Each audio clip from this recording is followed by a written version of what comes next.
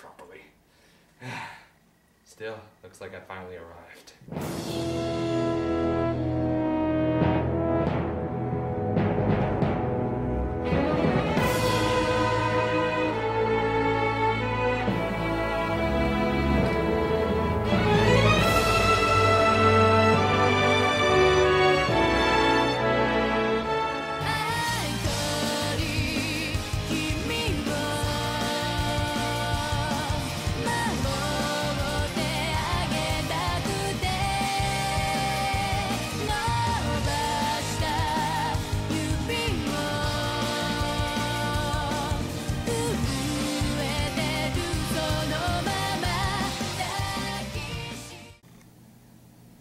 Hello my friends, and welcome to the nirvana of anime and games that is the Asian Zone.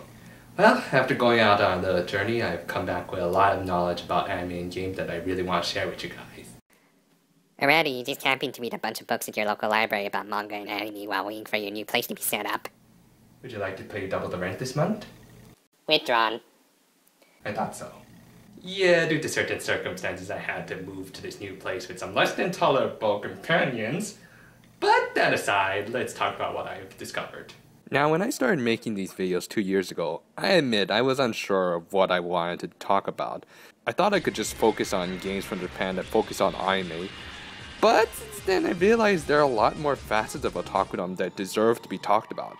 After all, manga and anime have been around since long before any of us were even born, and will probably continue to exist even after we're gone.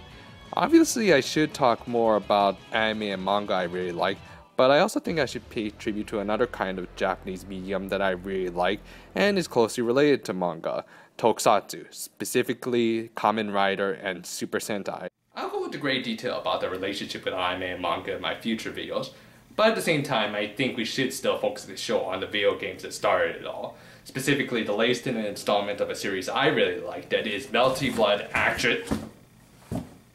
Where is it? Oh shoot, they got to it first. Hold on guys. Hey, could you put down the controllers for a minute and bring over the case at least? Thank you.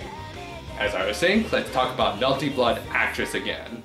Yep, it's finally time to look back at the first fighting game of one of my favorite game companies in Japan. What started off as just an independently developed video game sold at Japan's comic market, it has now made its way onto a mainstream console. Now, for fans of this series, I'm sure you're wondering what my opinion on Akendenza is. After all, it was the first Melty Blood game to be ported onto the PS2. Well, the thing is, I don't own any version of Akendenza. While I've never played Akendenza, from what I've researched, I don't think I'm missing out much just by owning these two games. Because in the end, Akendenza is just an expansion of an expansion. What I mean by this is while it added a few new playable characters and did fix some broken game mechanics, it did not actually advance the great story mode from the original game and the arcade mode from React. I would suggest picking it up if you can't find React, but otherwise, as long as you've played the original Melty Blood, you'll be ready to play this new game. For you see, Actress Again can be considered an actual sequel, as it does take place 1 year after the events of the Night of Valkyria from the original game, and does make some very significant changes to the gameplay. With all that in mind, I will focus on how this game holds up as a sequel to the original.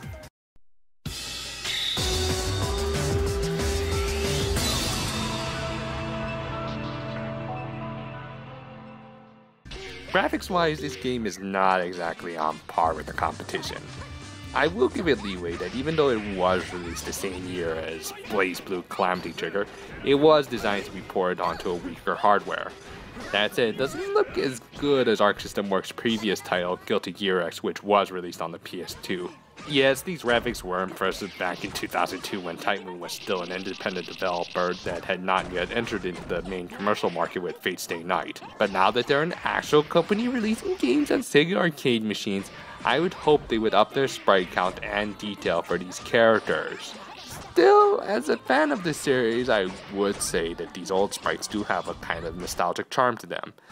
And even though they did not improve on the characters, they did greatly improve on the effects of their attacks, which do look very impressive for PS2 graphics in my opinion. While the backgrounds haven't changed much, I don't think they really needed to because they always look great in my opinion. The menus look great, they're easy to navigate, and they're even nice enough to write everything out in English for us. So while I do have reservations on the quality of the character sprites, I otherwise enjoy the look of this game.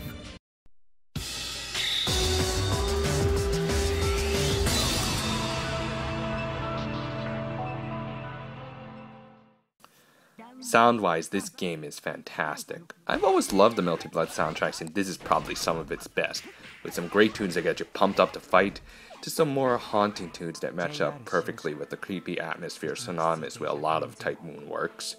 In particular, Seijaku no Fortissimo is my favorite and can be heard in some of the darker endings in the arcade mode, and matches perfectly with all of them. And of course, the voice acting is great, with everyone from the previous games reprising their roles. Considering a lot of them have evil counterparts in this game, they're able to really show off their skills when they act for both. The one nitpick I do have is the weird cutting sound effects that are present in all of these games. I don't know, it just sounds very arcadey even for a fighting game. I mean, what, does everyone make that kind of sound when you cut into them with a fruit knife? Maybe I should test it. And that kid is one way of taking out the cat.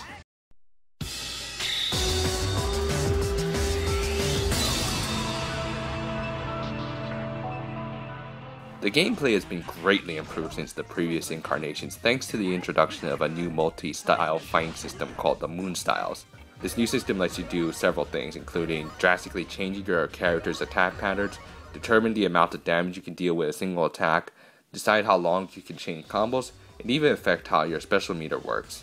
To summarize the basics, first there's the Crescent Moon style, which is the closest to the original styles of Act Cadenza and React, and basically provides a good balance of attack and ability to perform combos. The Half Moon style allows you to chain even longer combos, but at the cost of each of your hits being a little weaker. The Full Moon style is the other extreme, as it allows you to deal more damage, but gives you less opportunity to perform combos. I personally like to play with the Half Moon style with most of the characters in the roster, as I do tend to be fast with my fingers and like to do longer and longer combos, but for other characters I find much better with the Full Moon style. With initial counts of 25 characters and 5 more to unlock, you have a total of 90 different combinations of characters and fighting styles to choose from. It's a game that encourages experimentation to find which combination you play best with, leading to a lot of replay value. And it's all helped by the fast-paced, smooth action of the game's engine. In exchange for a little less detail in the character sprites, the game moves a lot faster than, say, Blaze Blue, and feels like the stages are a lot wider and give you a lot more space to fight. Now don't get me wrong, I do also love Blaze Blue and its HD graphics, but comparing the two is like apples and oranges, and in either case they provide some of the best 2D fighting game action I've ever experienced. Unfortunately, beyond the PS2, this game has no online capability. You do still have all of your basic modes like arcade, versus, training, so on and so forth, and one unique mode this game has is called Boss Rush mode, which is a lot of fun. Basically, it's a super hard version of the regular arcade mode where all of the opponent's AIs are amped up to the nth degree and they use a fourth moon style called Eclipse. And much like a certain vampire movie, it does make you want to punch out a wall in frustration. But unlike those movies, the frustration of actually completing it is fun and entertaining, and not torturous and mind-numbingly stupid. Okay, a little bit stupid, but at least it's purposely funny.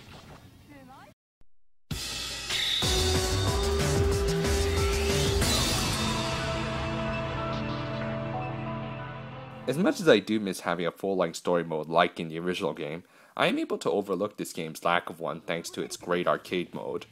As I said, this game takes place a year after the events of the first one, with a new threat being born from the remnants of the Tatari surfacing. Like the previous games and any good arcade mode in general, all of the characters have their own unique story sequences, which are all fully voice acted, with most of them leading to one hell of a final boss who thankfully is not broken like, say, Onslaught from Marvel vs. Capcom. Oh, the cores I wasted on that bastard. Still, even though all the characters technically have brand new storylines, some of their endings have either been shortchanged from Act Cadenza or have even remained the same since React. Still, they are all enjoyable endings, and of course I always appreciate a happy ending for my precious Sachin. Okay, I know I gush over her a lot, so maybe we should take a look at the new characters introduced in this game.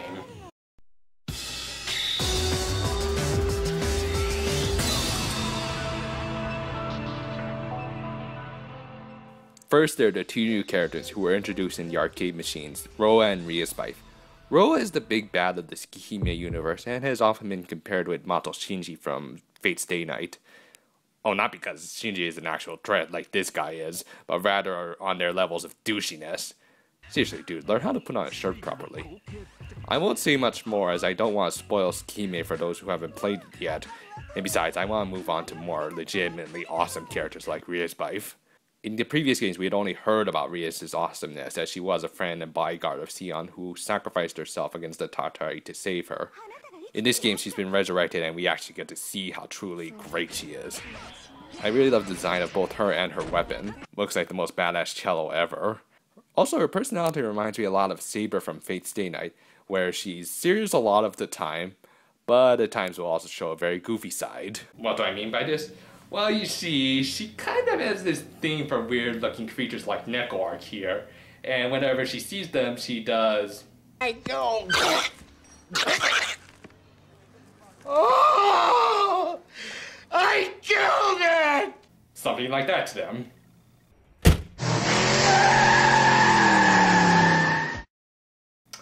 Yet another way of getting rid of the cat, folks. Yeah, so Rias is my second favorite Melty Blood character after Satsuki. But the PS2 version of this game gave us a special guest character who by far is my favorite Type Moon character ever. Ryogi Shiki from Garden of the Sinners. Good lord, is this lady badass. I might do a full review on this awesome film series once I buy the DVD set, but I'll say right now that this is my absolute favorite anime film series. Garden of the Sinners is basically the prototype for Tsukihime, starring a female character named Shiki, who also has the eyes of depth perception much like Tono, but tends to pull off a lot more badass stunts with them. She plays great and I always just love seeing her in action. And of course in her story mode she has a fight with Tono and it is glorious. So putting aside the Mato Shinji prototype, these two ladies are great additions to this already fantastic fighting game series.